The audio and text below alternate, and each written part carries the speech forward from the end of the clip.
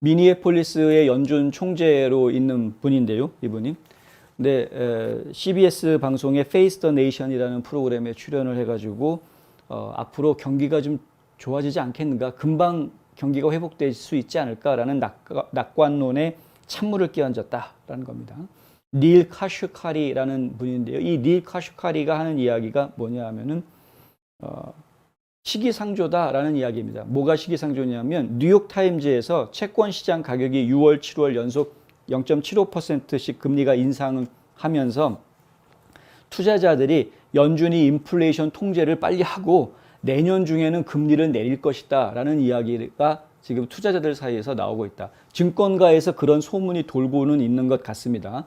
증권가에서 돌고 있는 소문은 다들 아시겠지만 일명 찌라시라고 그래서 믿을 수 없는 소문이 상당히 많이 섞여 있기 때문에 증권가 소문은 100% 저희가 믿을 수 있는 상황은 아닌 거죠. 그런데 뉴욕타임즈에서는 이제 그걸 보도를 한 거죠. 이게 투자자들 사이에서는 이런 기대를 가지고 있는 사람들이 있다. 그래서 좀 더 경기가 조기에 정상화될 거다라는 안개 뿌리기 작전을 지금 하는 겁니다. 국민들을 헷갈리게 만드는 겁니다. 그 뉴욕타임즈가 원래 잘 해오던 일이고 그들의 일이죠. 예, 그들의 일입니다. 그들이 항상 먼저 나서가지고 이렇게 국민들이 잘 헷갈리게끔 엉뚱한 정보들을 쫙 뿌려놓고 판단력을 흐릿하게 만들어 놓고 나면 그 다음에 이제 다른 행동대원들이 나와가지고 일들을 벌립니다. 지금 이제 이렇게 밑도 끝도 없는 전혀 베이슬리스한 그 근거가 없는 그런 그 낙관론들을 언론들이 내놓는 것은 지금 상황에서 굉장히 위험한 이야기들입니다. 분명히 경기가 안 좋아지고 지금보다 훨씬 더 나빠질 것을 객관적으로 이야기할 수 있는 구체적인 숫자들이 나오고 있는데도 불구하고 그냥 밑도 끝도 없이 어떤 믿음을 심어주려고 하는 희한한, 마치 지구온난화 때문에 곧 지구가 9년 안에 지구가 멸망할 것이다라고 믿고 있는 무슨 사이비 신흥 종교 같은 그런 이상한 생각들을 국민들한테 퍼뜨리려고 하는 것이 지금 이제 이 언론들이 그런 데 앞장서고 있다는 걸 저희가 지금 계속 보고 있습니다. 특히 워싱턴 타임즈, 그다음에 죄송합니다. 워싱턴 포스트, 뉴욕 타임즈, 이 둘은 굉장히 위험하다. 뭐 AP 같은 그런 통신사들도 보면 엉뚱한 소리들 많이들 하죠. 근데 어쨌든 뉴욕 타임즈가 그런 보도를 낙관론을 펼쳐놓은 것에 대해서 그렇지 않다라고 이야기하고 있는 겁니다. 이 연준 총재 카슈카리가 하는 이야기는 시기상조다. 인플레이션이 완강히 지속되고 있기 때문에 단기 금리 인하에 대한 투자자들의 예측이 잘못됐다라는 이야기를 하는 겁니다. 우리는 인플레이션을 낮추기 위해서 최선을 다할 것이다. 우리가 2% 인플레이션을 회복한 경제를 달성하려면 아직 멀었다라고 이야기합니다. 실제로 저희 그 FOMC 회의에서 나오는 돗플롯을 저희가 몇 차례 보여드린 적이 있는데 그것들을 보면은 연준 회의에 참여하는 이 공개시장 위원회 회의에 참여하고 있는 위원들이 생각하는 것은 내년 1년 내내 금리를 올릴 생각을 하고 있는 것이고요. 어쩌면 내후년, 그러니까 빠르면 2024년에 금리를 조금 내리는 정도 수준을 생각하고 있는데 그게 빠르면입니다. 빠르면. 예. 제가 오늘 이상엽 회계사를 만나고 왔는데 그 이상엽 회계사가 하는 이야기가 아주 간단하게 설명을 해주는데요. 9% 물가 상승이 있다. 그런데 연준이 요구하는 거는 2% 물가 상승률을 원한다. 이거 아닙니까? 그러면은 만약에 지금 금리를 올려서 당장 효과를 100% 봐가지고 다음에 금리가 2% 올랐다 칩시다. 연준이 원하는 대로 됐다. 근데 이미 9% 올라 있는 거에서 2%도 오르는 거 아니냐 이거죠. 그렇죠? 그럼 무슨 얘기냐? 이미 올라가 있는 물가가 떨어지는 게 아니다라는 이야기입니다.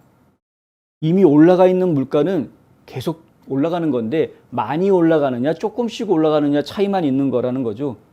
이미 지금 올라가 있는 물가가 떨어지는 게 아니다. 그런데 우리가 흔히 착각하기 쉬운 게 가스값하고 식료품 비용, 식품 비용이나 가스값 비용 같은 경우에는 그 오르락 내리락 하지 않습니까? 오르기도 하지만 내리기도 하니까. 그러니까 뚝 떨어질 수 있다. 분명히 오바마 때도 가스값이 4불 넘어갔었는데 트럼프가 대통령 되고 나서 2불 아래로 내려가지 않았느냐. 그러니까 지금 바이든이 대통령 하면서 또 4불, 5불 이상 올라갔는데 다시 트럼프가 대통령이 되면 또 이불 아래로 떨어질 거다. 이런 생각을 하는 거죠. 그거는 맞습니다. 가스값이니까. 가스값은 그게 가능합니다. 가스값은. 식품도 가능합니다. 식품도. 그런데 다른 물건들은 이거는 얘기가 조금 다르다라는 거죠. 그러니까 지금 연준에서 노리는 것은 2% 상승을 노리는 것이지, 인플레이션을 2%로 하겠다라는 것이지, 물가를 얼마 아래로 맞추겠다라는 게 아니다라는 겁니다. 굉장히 큰 차이가 있습니다. 말이 아다르고 어다르다는 거죠. 그래서 증권가에서 이런 얘기가 나온 겁니다. 물건 값은 이미 많이 올라 있기 때문에 어차피 더 오르지 않을 상황 아니냐.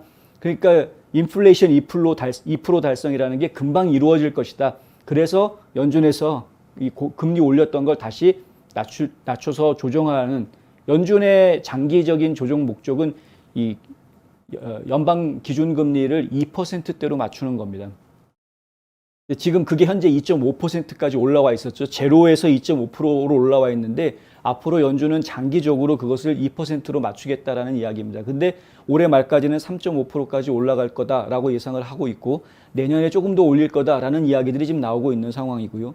근데 이런 상황들을 놓고 이야기할 때 결론적으로는 오른 물건 값이 내려가는 걸 이야기하는 것이 아니라 오른 상태에서 더 오르지 않게끔 조금만 올라가게끔 조정하겠다라는 게 연준의 목표다. 결국에는 이거는 금방 달성할 수 있을 것이다.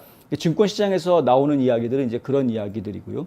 그래서 조기에 경기 회복으로 돌아가게 될 것이다. 지금 백악관도 그렇고 경제 강요들이 전부 다 한결같이 경기 침체라는 단어를 안 쓰려고 하는 이유도 바로 그런 것 때문이다. 이렇게 설명하는 분들이 있습니다.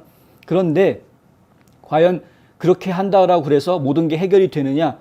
지금 제가 드린 설명이 말은 됩니다. 말은 되는데 문제는 뭐냐면 우리 국민들이 피부에 느끼는 이 고통, 경제적인 압박, 이것은 해결이 안 된다라는 것이죠. 이건 해결이 아직은 안 되고 있는 겁니다. 자, 9% 오르는 동안에 전체 평균 인건비는 5% 올랐습니다. 그러니까 지금 오히려 우리 주머니가 더 쪼그라드는 그런 느낌을 받을 수밖에 없는 것이죠. 가스 들어가서 느끼는 그런 느낌도 있겠지만은 전체적으로 경기가 이미 그런 상황이다라는 거죠. 집값도 마찬가지인 게 올라가 있는데 그럼 경기가 안정이 되면은 인플레이션이 떨어지면은 집값이 떨어지느냐? 그게 아니라는 거죠. 이미 올라가 있는 집값은 그대로 유지가 될 거라는 이야기입니다. 그게 떨어지는 게 아니라. 물론 거품이 낀 부분, 과잉 오버프라이싱이 돼가지고 거품이 끼어져 있는 그런 부분들은 줄어들 수 있겠죠. 근데 그것이 실질적인 전체 부동산의 하락으로 이해할 수 있는 것은 아니다라는 겁니다.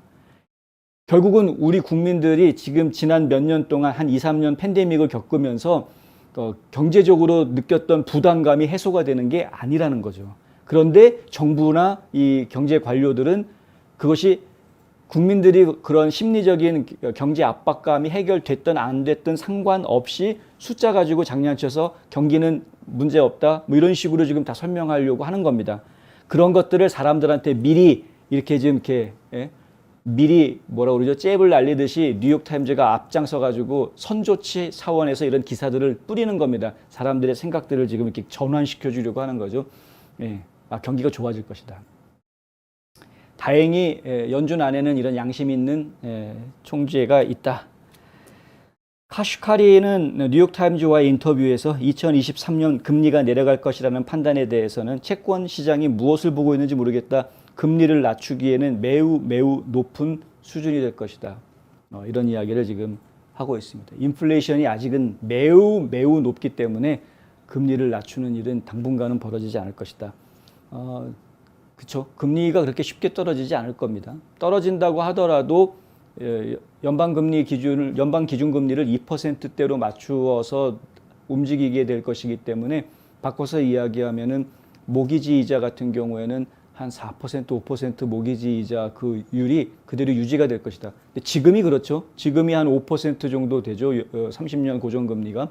근데 그게 앞으로 굉장히 장기적인 미래를 보더라도 그 금리가 그대로 유지될 가능성이 큽니다. 잠깐 더 올해 말까지 내년 상반기까지는 금리가 더 올라가겠지만 더 미래를 장기적으로 보면은 연준이 지금 방향을 잡고 있는 것은 연방기준금리 2%대니까 지금 현재 연방금리 기준하고 비슷한, 따라서 모기지 이자도 지금 현재 비슷한 이자율이 그대로 계속 유지가 될 가능성이 있다라는 것도 함께 전해드립니다.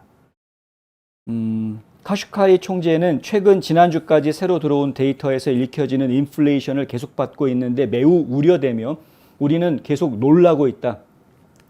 그건 우리가 기대했던 것보다 높다. 그리고 그것은 몇 가지 범주에서만 있는 게 아니다. 이것은 경제 전반에 걸쳐서 더 넓게 퍼지고 있다. 연준이 이를 통제하고 이를 다시 끌어내리기 위해서 긴박하게 행동하고 있는 것도 이 때문이다. 연준이 괜히 자이언트 스텝, 막 2번 연속 자이언트 스텝 하고 있는 게 괜히 하는 게 아니다라는 겁니다. 쇼맨십이 아니다. 지금 이제 그 정도로 인플레이션을 잡기가 힘들다라고 생각하고 있다라는 이야기입니다. 오죽하면 1% 올리자는 얘기까지 나왔을까.